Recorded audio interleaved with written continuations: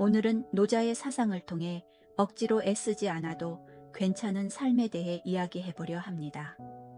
춘추시대 수많은 제자백가가 사상을 펼치던 혼란의 시대에 한 철학자가 나타났다. 그는 바로 도가의 창시자 노자였다. 노자의 성은 이름은 시호는 담이라 전해진다. 그런데 후세 사람들은 왜 그를 굳이 노자, 늙은 스승이라 불렀을까? 전해지는 말에 따르면 그의 어머니가 무려 80년 동안을 품다가 낳았으니 세상에 나오자마자 이미 81세였다는 것이다. 아마도 태어날 때부터 노인의 지혜를 갖추고 있었다는 상징적 표현일 것이다. 노자는 주나라 국립도서관에서 일하며 세상의 흐름을 꿰뚫어 보았다. 그러나 주나라가 몰락하는 것을 보고 은거를 결심했다. 함곡관에 이르렀을 때 수문장 윤희가 간청했다. 선생님, 은거하시기 전에 부디 가르침을 남겨주십시오. 윤희의 간절함에 마음을 움직인 노자는 잠시 그곳에 머물며 붓을 들었다. 그는 짧지만 심오한 언어로 자신의 사상을 기록했는데 그것이 바로 도가의 경전, 도덕경이다. 책을 완성한 후 노자는 호련히 길을 떠났다. 그가 어디로 갔는지는 아무도 알지 못한다. 노자는 말한다. 억지로 꾸미지 않아도 된다고. 타고난 본성대로 자연스럽게 살아가면 된다고. 물고기가 물에서 자유롭게 헤엄치듯 새가 하늘에서 자유롭게 날개짓하듯 노자가 말하는 자연이란 스스로 그러함이다. 우리가 일상에서 쓰는 자연스럽다는 말이 바로 그 뜻이다. 만물에는 저마다 타고난 천성이 있으며 그 천성에 따라 살아가는 것이 자연스러운 것이다. 물고기는 물에서, 새는 하늘에서, 사람은 땅 위에서 살아가는 것이 자연스럽다. 물고기를 땅에서 살게 하면 죽고, 사람을 물속에서 살게 하면 죽고 만다. 타고난 천성을 거스르는 것은 자연스럽지 못하며 마침내 그 존재를 해치게 된다. 그러므로 도는 자연을 본받아 만물이 제 천성대로 살아가게 하는 것이다. 노자는 자연에 따르는 것을 무의라고 한다. 무의는 일부러 하지 않는 것이다. 그래서 무의자연의 상태에 있을 때 인간은 타고난 성품대로 잘 살아갈 수 있는 것이다. 무의와 달리 인간이 일부러 만들어내거나 조작하는 것을 인위라고 한다. 노자는 사회가 혼란한 이유는 사람들이 무의자연에서 벗어나 인위적인 제도와 잘못된 가치관에 따라 살아가기 때문이라고 한다. 인간이 만든 법이나 예의 제도들은 인위적인 것으로 인간의 타고난 성품을 구속하는 틀이다. 노자는 큰 진리감 없어져 인의와 예절, 효자와 충신 등이 강조되는 사회가 되었다고 한다.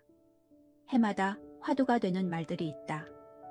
삶이 지치고 상처가 많을 때 힐링을 강조하는 사회가 되며 불행하다고 느끼는 사람이 많을 때 행복을 강조하며 갈등과 싸움이 자주 발생할 때 관용을 강조하는 사회가 된다.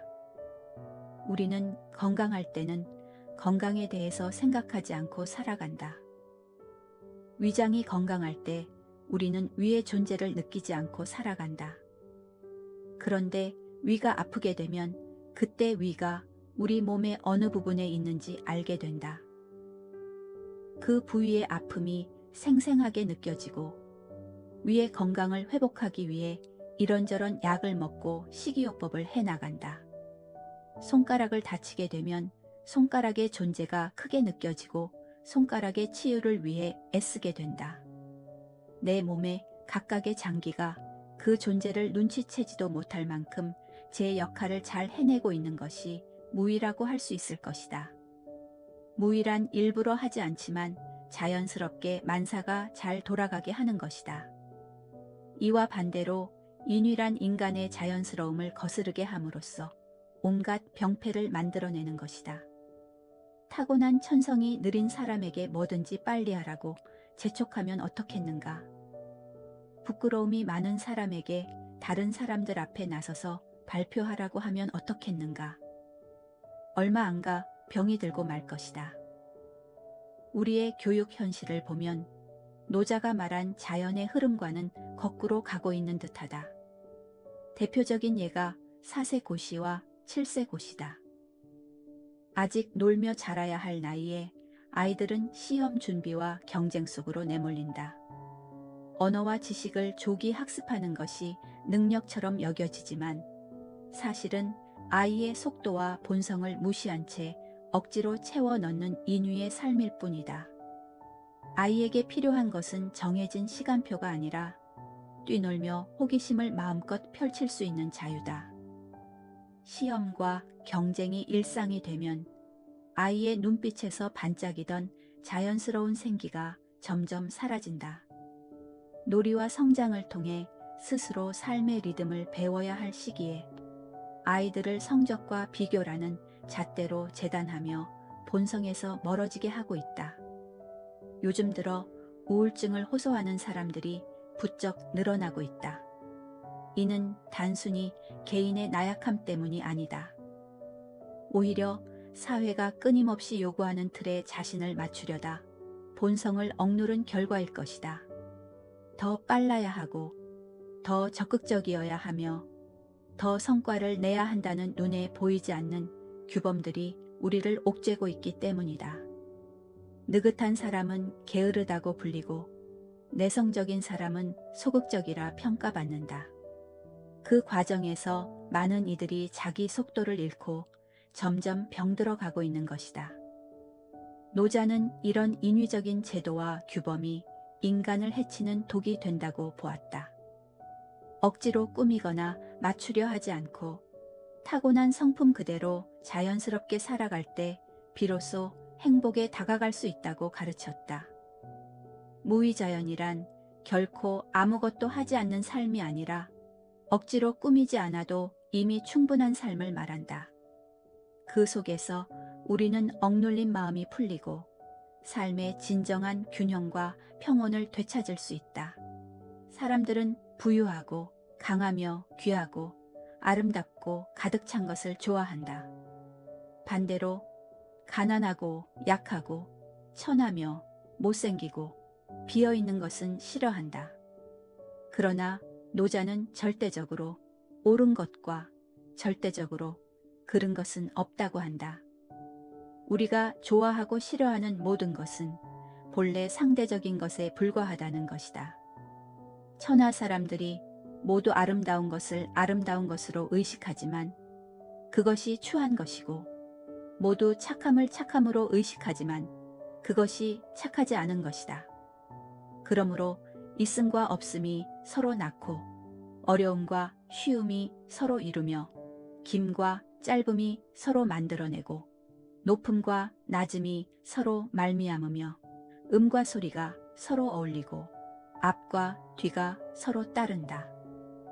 아름다움의 기준은 시대마다 달라진다. 옛사람들이 미인이라 여겼던 모습과 오늘날 우리가 이상적이라 생각하는 외모는 크게 다르다.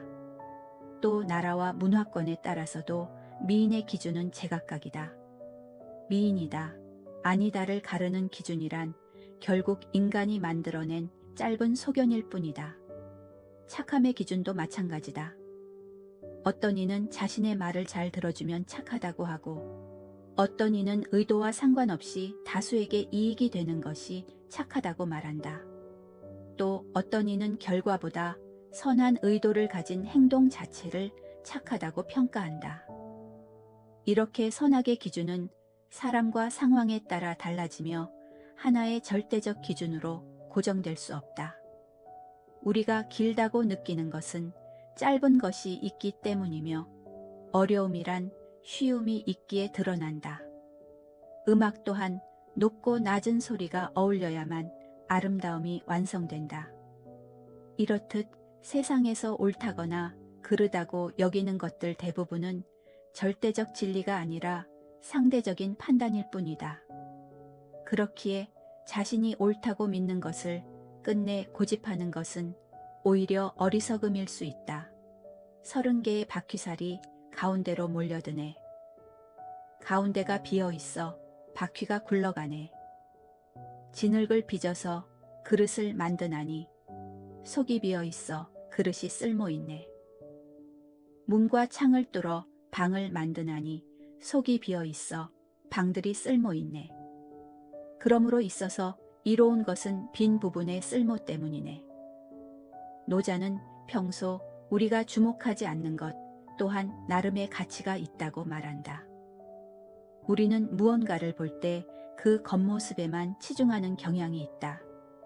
그런데 그 겉모습과 더불어 그것을 구성하는 부분인 비어있는 부분이야말로 물건들을 잘 기능하게 하는 중요한 부분이다. 자동차 바퀴를 생각해보자. 타이어 안이 가득 차 있으면 바퀴가 굴러가지 않는다. 공기를 채울 수 있는 비어있는 부분이 필요하다. 그래야 잘 굴러간다. 그릇도 마찬가지다. 그릇의 용도는 무언가를 담기 위함이다. 그릇에 비어있는 공간이 있어야 그 그릇이 쓸모가 있는 것이다. 집도 휴식의 공간이므로 비어있는 공간이 있어야 쉼이 가능하다. 있음과 없음이 함께일 때 그것의 본질적 기능을 다하는 것이다. 그런데 우리는 그릇의 겉모양이나 집의 겉모습이나 가격에만 집중하여 그것의 본질적인 기능에 대해서는 생각하지 않는 경우가 많다. 노자는 선과 악, 아름다움과 추함, 있음과 없음처럼 모든 것이 상대적이라고 말했다. 세상은 서로 다른 것들이 어울려야 비로소 균형을 이룬다. 우리가 불행에서 벗어나기 위해 필요한 것은 생각의 전환이다. 끝없는 경쟁에서 벗어나 억지로 꾸미지 말고 있는 그대로의 본성을 따라 살아가는 무위자연의 태도가 필요하다. 느리면 느린 대로, 빠르면 빠른 대로 살아가는 것. 그것이야말로 불필요한 비교에서 자유로워지고 자기 삶의 주인이 되는 길이다. 인간은 누구나 어머니에게서 태어난다. 어머니는 태중에서부터 생명을 보호하고 길러낸다. 아기가 해를 입을까봐 몸이 아파도 약을 삼가고 좋아하던 커피조차 끊으며 몸을 보호한다. 아이가 태어나면 밤잠을 설치고 밥도 제때 먹지 못하며 아기를 돌본다. 몸은 지쳐도 아기의 방긋 웃음에 마음이 녹아 온 정성을 다해 길러낸다. 노자는 어머니와 같이 만물을 낳고 기르는 것을 도와 덕이라 하였다. 만물을 낳는 것은 도이고 길러주는 것은 덕이다. 그래서 만물은 도를 높이고 덕을 귀하게 여긴다. 도로서 생겨나고 덕으로서 길러지며 물질로서 몸을 만들고 흐름에 따라 삶을 이룬다. 이 때문에 만물은 도를 높이고 덕을 귀하게 여긴다. 도를 높이고 덕을 귀하게 여기는 것은 그렇게 시키지 않아도 늘 저절로 그렇게 하는 것. 그러므로 도가 낳고 덕이 기른다. 자라게 하고 기르며 정제시키고 숙성시킨다. 그리고는 생명을 길러 부활케 한다. 낳아도 자기의 소유로 생각지 않고 위해 주어도 생색내지 않으며 길러주어도 간섭하지 않으니 이를 현덕이라고 한다. 만물을 생성하고 길러내는 도와 덕은 정성을 다하지만 동시에 만물의 본성을 존중하며 스스로 성숙할 수 있게 한다. 그 과정에서 생색을 내거나 간섭하지 않는다. 이런 도와 덕의 태도처럼 부모가 자식을 낳고 기르되 간섭하거나 생색내지 않는다면 자식은 자연스레 그 은혜를 알고 부모를 존중하게 된다. 누군가를 이끌어야 할 자리에 서게 된다면 우리는 무엇을 먼저 생각해야 할까? 노자는 정치를 4가지 수준으로 나누어 설명하며 그 길잡이를 제시한다. 임금이 최고의 정치를 하면 백성들은 그 임금이 있다는 사실만을 안다. 그 다음 수준의 정치가 행해지면 백성들은 그 임금을 좋아하고 찬양한다. 그 다음 수준의 정치가 행해지면 백성들은 그 임금을 두려워한다. 그 다음 수준의 정치가 행해지면 백성들은 그 임금을 업신여긴다. 임금에게 신의가 없으면 아무도 그를 믿지 않는다. 그러니 머문머문 말을 아낄 수밖에. 공이 이루어지고 일이 끝나면 백성들은 모두 말한다. 우리가 스스로 그렇게 했노라고. 최상의 덕을 지닌 리더는 자신을 드러내지 않는다. 국민이 안전하게 생업에 종사하도록 돕되 공을 내세우지 않으니 국민들은 모든 것을 스스로 이루었다고 여긴다. 두 번째 수준의 리더는 공을 은근히 드러내어 백성의 칭송을 받는다. 그러나 칭송은 곧 의존으로 이어져 그가 사라지면 백성은 우왕좌왕하며 길을 잃기 쉽다. 세 번째 수준의 리더는 두려움을 기반으로 통치한다. 백성은 그의 눈치를 보며 순종하지만 마음속 존경은 사라진다. 공포로 유지되는 질서는 언제든 무너질 수 있다. 그보다 낮은 수준의 리더는 백성의 신뢰를 잃고 업신여김을 당한다. 두렵게 하는 리더는 그나마 질서를 유지할 수 있으나 업신여김을 받는 리더는 누구도 따르지 않아 사회는 혼란에 빠지고 국민은 삶의 터전을 잃게 된다. 이 기준을 부모에게도 적용할 수 있다. 최고의 부모는 자식이 겪을 어려움을 미리 예방하고 스스로 해결할 수 있는 역량을 길러준다. 아이는 이를 통해 스스로 해냈다고 여기며 자신감을 얻고 자유로운 존재로 성장한다. 두 번째 유형의 부모는 늘 곁에서 어려움을 해결해 주어 아이가 의존하게 만든다. 아이는 부모와 함께 있을 때는 든든하지만 그렇지 않을 때는 쉽게 불안에 휩싸일 수 있다. 세 번째 유형의 부모는 아이의 성품을 고려하지 않고 자신의 기준에 억지로 맞추려 한다. 아이는 두려움 때문에 겉으로는 순종하지만 마음속의 존경과 애정은 서서히 사라진다. 그 결과 아이는 때로는 반항하거나 혹은 주눅들어 자존감을 잃기도 한다. 네 번째 유형의 부모는 아이를 방치한다. 돌봄 없는 성장 속에서 아이는 부모를 더 이상 신뢰하지 않게 되고 결국 깊은 상처와 결핍을 아는 채 어른이 된다. 결국 노자가 말하는 현덕은 부모든 리더든 간섭과 소유의 욕심을 내려놓고 상대의 본성을 존중하며 스스로 성장할 수 있도록 돕는 태도라 할 수 있다. 직장에서 보면 늘 조용히 묵묵하게 일하는 동료가 있다.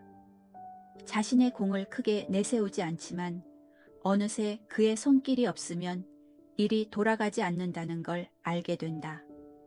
마치 물과 같은 사람이다.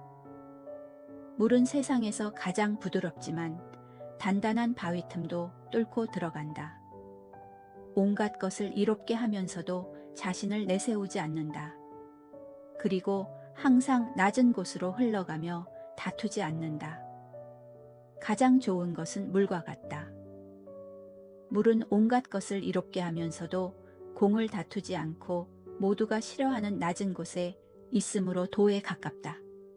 낮은 땅에 거처하면서 마음은 깊은 심연으로 향한다. 남과 같이 있으면 늘 한마음이 되고 말을 하면 정말 미덥다. 다스리면 잘 다스려지고 일을 하면 큰 능력을 발휘하며 움직이면 곧바로 진리가 된다. 애당초 남과 다투지 않으니 허물이 없다. 만물을 살리면서도 제 공이라 내세우지 않고 항상 아래로 흘러가는 물, 순리대로 흘러가며 온갖 더러운 것들을 깨끗이 씻어주는 물이야말로 최고의 덕을 지니고 있다. 물은 길을 따라 흘러갈 뿐 억지로 무언가를 바꾸려 하지 않는다. 그러니 물은 개울을 만나면 개울물이 되고 강을 만나면 강물이 되고 바다를 만나면 바닷물이 되는 것이다. 노자가 살았던 시대는 서로 자신이 가장 옳고 똑똑하다고 내세우는 시대였다. 그리고 서로 더 좋은 것을 차지하기 위해 싸우던 시대였다. 그러니 세상에 온갖 이로움을 가져다 주면서도 자신을 낮추면서 싸우지 않는 사람을 최고의 덕을 지닌 사람이라고 한 것이다. 오늘날 우리는 원하는 대학에 진학하고 원하는 직업을 얻기 위해 온갖 스펙으로 무장하고 화려한 포장지로 자신을 꾸며야 한다. 능력 있는 상품처럼 자신을 전시해야 하는 사회. 겸손과는 거리가 먼 사회 속에서 끝없이 자신을 드러내다 보면 어느 순간 나는 누구인지, 내 본성이 무엇인지조차 알기 어려워진다. 그리고 문득 설명할 수 없는 공허함이 찾아온다. 정말 이렇게 살아가도 괜찮은 걸까? 강해야만, 있어 보여야만, 아름답기만 해야 잘 사는 걸까? 진정으로 잘 산다는 것은 무엇일까? 노자는 그 답을 물의 덕에서 찾았다. 물은 낮은 곳으로 흐르며 다투지 않는다. 그러나 모든 것을 이롭게 하고 스스로 존재한다.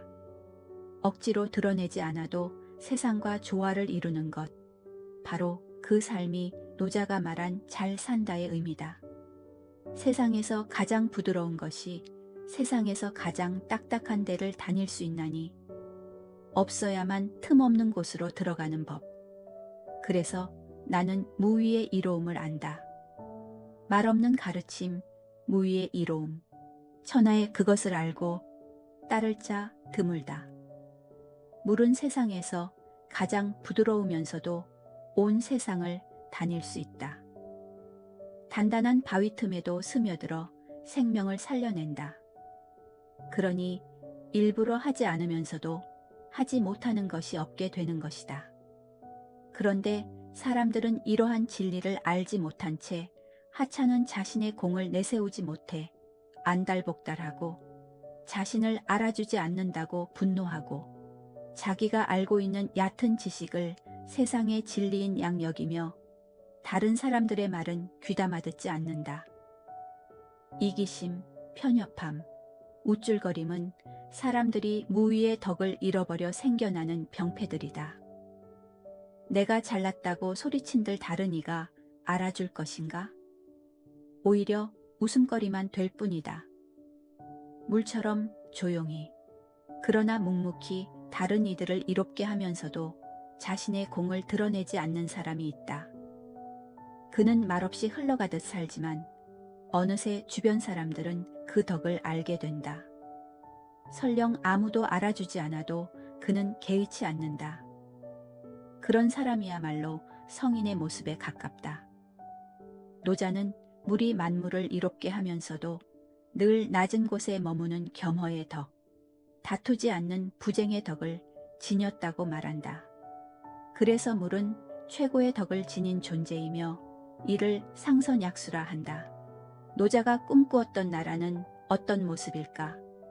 그곳은 단순하고 욕망이 적은 나라다. 귀한 물건이 없어 탐내는 마음이 잃지 않고 끝없는 경쟁도 사라진다. 복잡한 제도나 인위적인 규범이 사람들을 억누르지 않으며 누구나 본성에 따라 자연스럽게 살아간다. 서로 다투지 않아도 삶이 조화롭고 많은 것을 가지지 않아도 풍요를 느낄 수 있는 나라. 노자가 바라본 이상향은 바로 그렇게 소박하면서도 자유로운 세상이었다. 나라를 작게 만들고 백성들을 적게 만들어 무수한 기계가 있어도 쓰지 않게 하고 백성들이 멀리 옮겨가지 않게 한다. 비록 배와 수레가 있어도 탈 일이 없고 비록 갑옷과 칼이 있어도 쓸 일이 없다. 이웃나라가 서로 바라보이고 닭소리 개소리 서로 들려도 백성들은 늙어 죽도록 왕래하지 않는다. 국가가 크고 인구가 많아질수록 인위적인 제도와 수많은 법령이 생겨나고 그만큼 복잡한 규칙도 늘어나게 된다. 노자는 이런 세상을 경계하며 작은 국가와 적은 백성이 사는 사회, 즉 소국과민의 사회를 이상으로 삼았다. 노자는 불필요한 문명이 발달하지 않고 이웃 나라와 굳이 왕래하지 않아도 스스로 만족하며 살아가는 사회. 그는 바로 그런 나라를 꿈꾸었던 것이다. 오늘날처럼 수많은 사람이 함께 살아가고 세계와 활발히 교류하는 시대에 노자의 소국과민 사상은 다소 낯설게 다가올 수도 있다. 그러나 불필요한 제도를 줄이고 사람들을 얽매는 규칙을 최소화해야 한다는 그의 가르침은 여전히 깊이 되새겨볼 만하다. 노자는 현명함을 숭상하지 말고 진귀한 물건을 귀하게 여기지 않아야 함을 강조한다. 현명함을 존중하지 않으면 사람들이 다투지 않고 진귀한 물건을 귀하게 여기지 않으면 사람들이 훔치지 않으며 욕망을 나타내 보이지 않으면 사람들의 마음이 어지럽지 않다.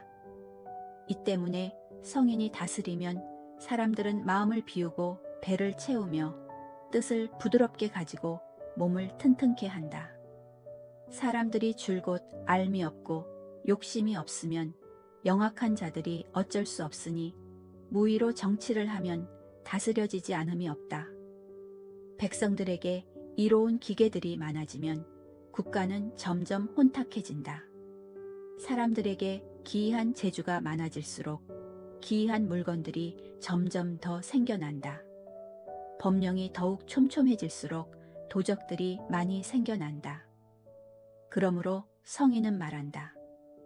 내가 함이 없으니 백성들이 저절로 바뀌고 내가 고요함을 좋아하니 백성들이 스스로 바르게 되며 내가 일이 없도록 하니 백성들이 스스로 부유해지고 내가 욕심내지 않으니 백성들이 저절로 순박해진다. 현명한 사람을 숭상하면 사람들은 앞다투어 지혜를 쌓으려 애쓴다. 그러나 그렇게 쌓인 지혜는 사물을 지나치게 구분하고 따지게 만들어 오히려 영악하고 교활한 길로 흐르기 쉽다. 본래의 단순하고 순수한 마음은 사라지고 자연에 돼서 점점 멀어진다. 법령이 촘촘해질수록 아이러니하게도 법을 어기는 자들이 더 많아진다. 인간의 욕망을 억누르고자 만든 장치들이 오히려 새로운 욕망을 불러일으키기 때문이다. 현대 사회에서도 이 모습은 쉽게 찾아볼 수 있다. 끊임없이 쏟아지는 자기계발서와 성공 비법은 사람들에게 더 많은 지식과 기술을 요구한다. 하지만 지식을 쌓을수록 단순하게 보던 마음은 사라지고 끝없는 비교와 경쟁 속에서 불안만 커진다. 법과 규칙 또한 그렇다. 안전과 질서를 위해 마련된 제도들이 오히려 새로운 편법과 꼼수를 낳기도 한다. 규칙이 늘어날수록 그것을 피해 가려는 시도도 함께 늘어난다.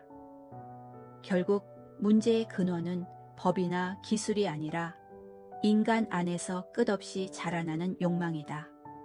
이와 달리 성인의 길은 단순하다. 억지로 사람들을 바꾸려 하지 않고 스스로 본성을 따라 살도록 돕는 것이다.